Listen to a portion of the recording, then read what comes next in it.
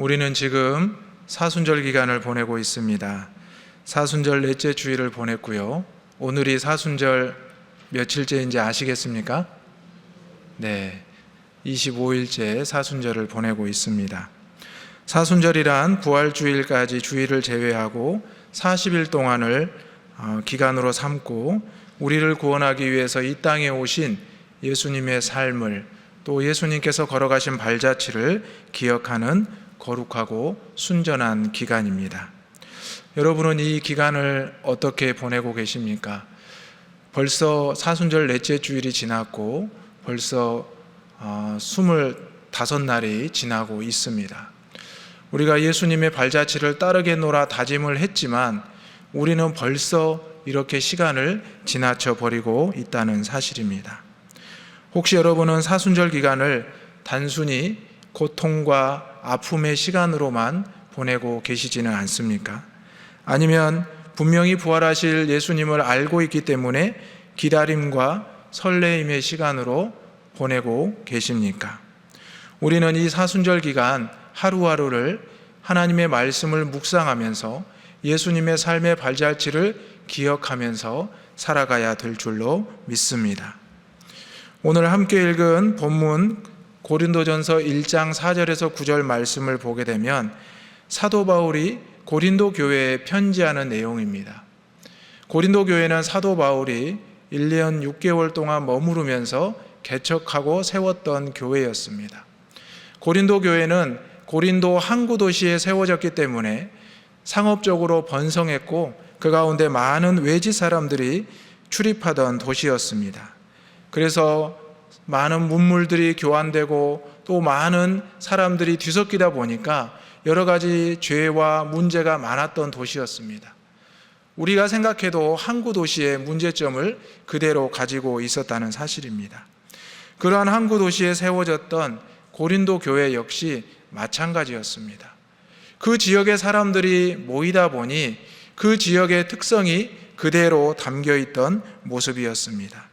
교회 안에 당파가 생겼고 세상의 소송으로 나아갔고 우상을 숭배하는 문제, 결혼과 이혼에 대한 문제, 성적인 문란 등 세상의 문제, 고린도 지역의 문제가 그대로 교회 안에서 나타나기 시작했습니다. 유대인이나 이방인들, 현지인들, 외부인들, 또 지역의 사람들, 또 배를 탔던 사람들 모두가 교회에 출입하면서 자신들의 이야기와 삶을 그대로 교회에 내려놓았다는 사실입니다. 사도 바울은 고린도 교회의 이런 상황을 알고 있었고 소식을 듣게 되었습니다. 그리고 나서 이제 고린도 전서를 통해서 고린도 교회에 당면한 문제에 대해서 권면하고 있다는 사실입니다. 오늘 이 본문을 통해서 저와 여러분이 세 가지 다짐을 사순절을 보내면서 하기를 소망합니다. 첫 번째로 먼저 우리가 감사의 고백을 할 수 있는 사순절이 되어야 합니다.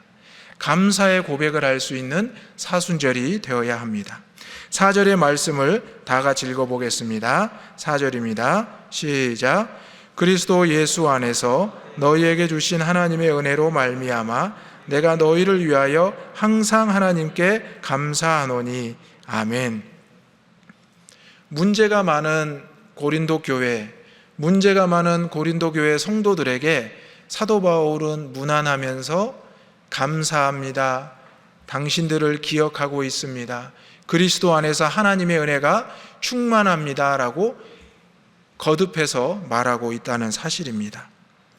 고린도 교회를 책망하거나 고린도 교회 성도들을 지적하기에 앞서서 먼저 그들을 높여주고 세워주고 있다는 사실입니다.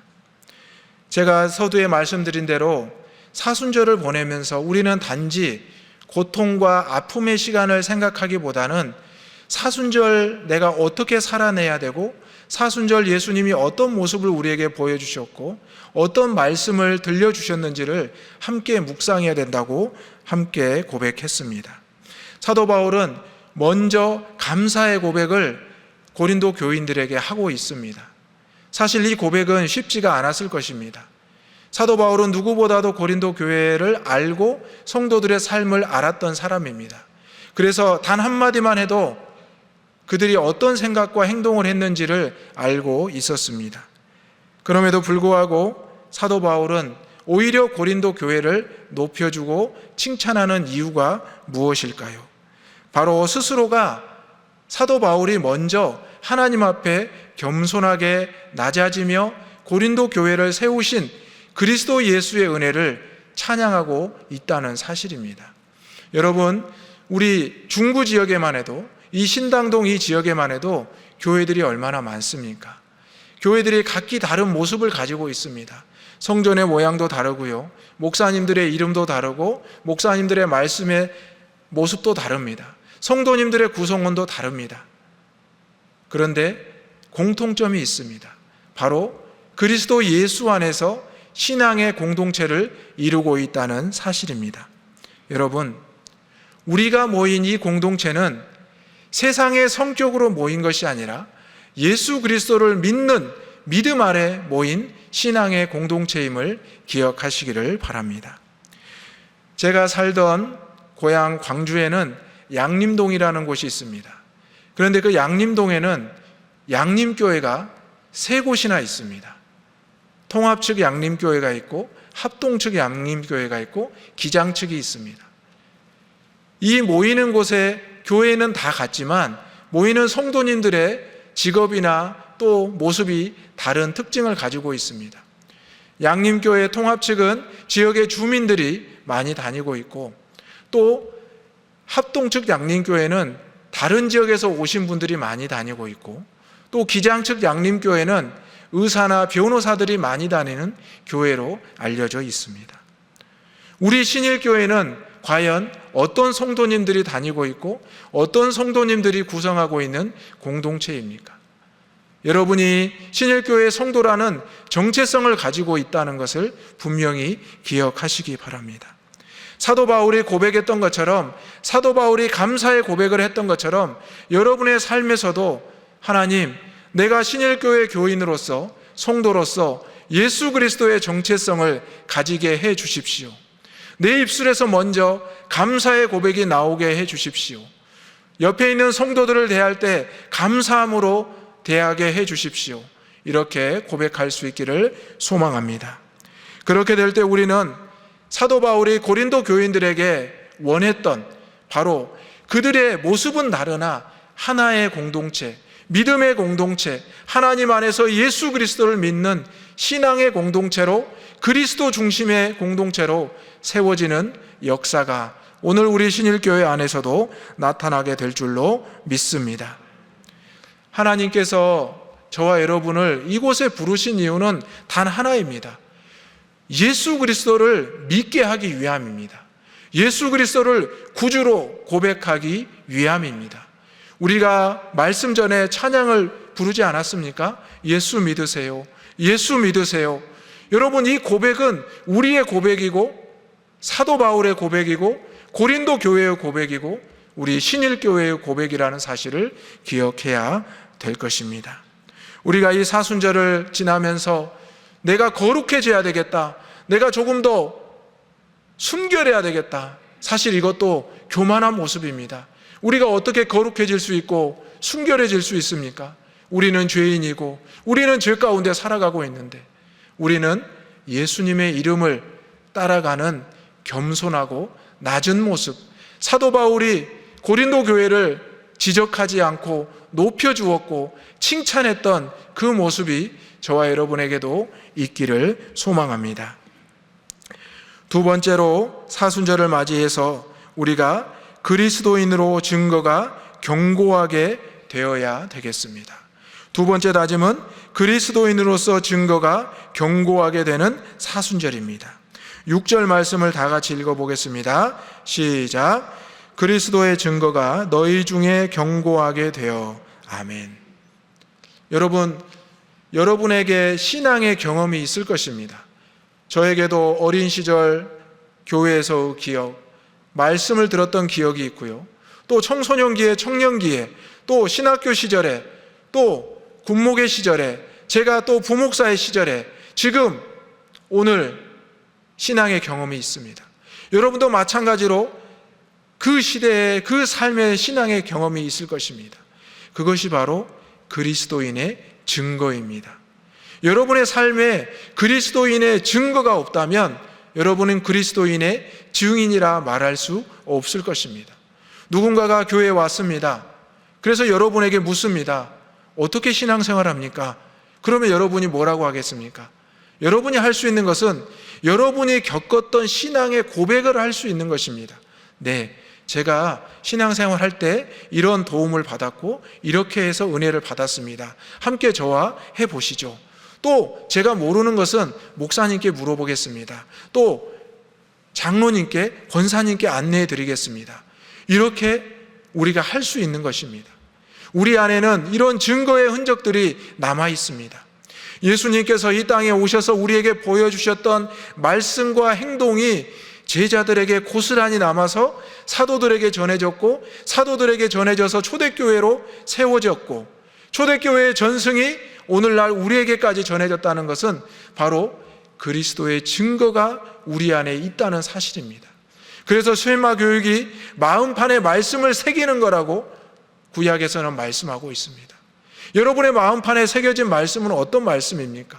하나님이 나의 유일하신 여호와시고 예수 그리스도는 나의 구세주이시고 성령은 나와 지금도 동행하신다는 이 말씀을 우리는 이미 마음판에 새긴 줄로 믿습니다. 예수의 흔적, 그리스도의 증거를 가지고 살아가는 사람만이, 성도야만이 그리스도인의 증인이 될 수 있다는 사실입니다. 증거가 없는데 무엇을 말하겠습니까? 증인은 그 사실을 정확하게 말합니다. 증거를 말하는 사람이 증인입니다. 오늘 예수 그리스도의 증인이 되었던 사도 바울처럼, 고린도 교인들처럼 저와 여러분이 그리스도의 증인이 될 수 있기를 소망합니다.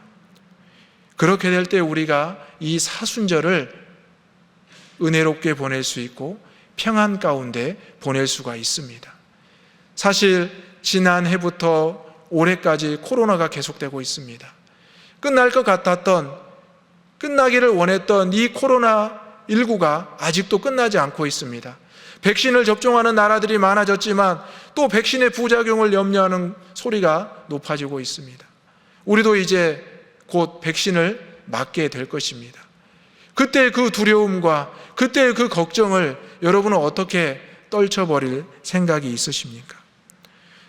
백신이라는 것이 치료를 하기 위해서, 예방하기 위해서 맞는 것인데 그런 두려움이 있는데 예수 그리스도를 증거했던 초대교회 성도들에게, 제자들에게 있는 이 두려움은 얼마나 컸겠습니까? 사실 예수님께서 십자가에 죽으시고 제자들은 흩어졌습니다. 두려움과 염려로 흩어졌습니다. 그런데 부활하신 예수님께서 그들에게 찾아오셨을 때 그들은 다시 모였고 그들은 이제 흩어지지 않았습니다. 십자가의 증거를 갖게 되었고 부활의 증인이 되어서 사방으로 흩어졌고 복음을 전하기 시작했습니다. 오늘 저와 여러분에게도 이런 그리스도인의 증거가, 십자가의 흔적이 남아있기를 주님의 이름으로 축원합니다. 세 번째는 주님과 더불어 교제하는 사순절이 되어야 한다는 사실입니다. 주님과 더불어 교제하는 사순절이 되어야 합니다. 9절 말씀을 다 같이 읽어보겠습니다. 너희를 불러 그의 아들 예수 그리스도 우리 주와 더불어 교제하게 하시는 하나님은 미쁘시도다. 아멘. 여러분, 사순절의 주인공이 누구이십니까? 사순절의 주인공은 바로 예수 그리스도입니다. 그러면 예수 그리스도를 보내신 분은 누구십니까? 하나님 아버지이십니다. 우리와 예수 그리스도를 만나게 하신 분은 하나님 아버지 여호와시라는 것입니다. 우리가 죄 가운데 빠져서 죽을 수밖에 없었을 때 하나님은 결심하셨습니다. 내 아들 예수 그리스도를 보내어서 그의 생명을 내어줌으로 대속의 은혜로 사랑하는 내 자녀들을 다시 살려야 되겠다. 나에게로 올 수 있게 그 막힌 담을 허물어야 되겠다 생각하셨습니다. 그래서 하나님께서 우리에게 예수 그리스도를 보내주셨고 예수 그리스도는 우리에게 찾아오셨고 하나님의 말씀에 순종하는 삶을 사셨습니다. 오늘 우리는 예수님과 만날 수 있는 기회를 얻었습니다. 얼마나 큰 축복과 은혜입니까? 우리는 신앙인이란 칭호를 받았고 성도란 칭호를 받았습니다. 얼마나 큰 축복을 받았습니까? 그런데 우리의 삶은 아직도 죄 가운데 있습니다. 아직도 죄를 떨쳐버리지 못했습니다. 예수님을 수십 번, 수백 번, 수천 번, 수만 번 고백하고 만나고 있지만 아직도 우리는 부족하고 연약한 모습입니다. 그래서 예수님께서는 우리에게 십자가의 흔적을 주셨는지도 모르겠습니다. 사순절 기간 우리 예수님을 더욱 깊이 묵상하겠노라 고백하고 있습니다. 우리는 이 사순절 기간만큼이라도 십자가의 흔적을 내 안에 품을 수 있어야 됩니다. 내 몸에 있는 흉터와 내 몸에 있는 흔적을 우리는 잊지 않습니다. 보면서 이 흔적이 언제, 어느 날, 어떤 상황에서 생겼는지를 기억합니다. 여러분에게 있는 십자가의 흔적, 예수님의 흔적을 정확히 기억할 수 있는 사순절이 되시기를 소망합니다.